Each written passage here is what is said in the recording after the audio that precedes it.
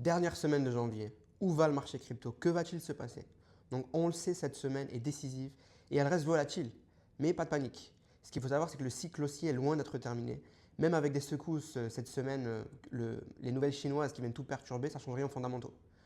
La nouvelle, c'est que dans la nuit, Donald Trump a racheté 10 millions de dollars d'Ethereum. Ce genre de mouvement, bien sûr, ça renforce la confiance pour l'arrivée de la saison des altcoins et de la remontée d'Ethereum. En plus, on sait que depuis mi-décembre, Bitcoin oscille entre les 90 000 et 108 000 dollars. Donc c'est une période de consolidation classique, même en période de bull market. Donc c'est impossible que Bitcoin monte en flèche sans consolider, sans baisser. Ça n'est jamais arrivé dans l'histoire des cryptos.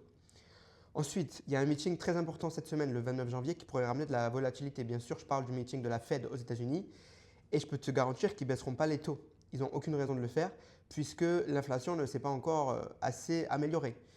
En tout cas, je reste positif vraiment pour ce premier trimestre 2025. Février-mars risque d'être vraiment grandiose puisque déjà on voit que le mois de janvier, malgré tout, malgré toutes les critiques, on est dans une hausse de 9% depuis le début du mois. Donc on est loin d'une mauvaise performance.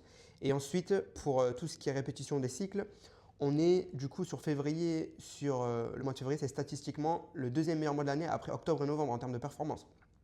Aujourd'hui, on est à 283 jours après le halving du Bitcoin d'avril 2024 et on est proche du moment où le Bitcoin avait cassé son ATH au cycle de 2017. Pour l'inflation, je te rappelle qu'il y a toujours un mois de décalage, donc les chiffres de l'inflation qu'on a eu en janvier, ça concerne le mois de décembre. Et c'est pour ça que j'attends pas grand-chose du meeting de la Fed ce mois-ci. Et pourtant, au mois de février, les chiffres de l'inflation qu'on aura, ça concernera le mois de janvier. Et c'est là où j'attends une amélioration. Ensuite, pour tout ce qui est le secteur boursier américain, vu qu'il est toujours en corrélation avec les cryptos, c'est important de regarder par exemple l'action Nvidia qui a beaucoup corrigé hier. Si elle corrige davantage, on pourrait voir une correction supplémentaire sur le marché crypto, puisque je te le rappelle, on est en corrélation avec le marché de la tech américaine.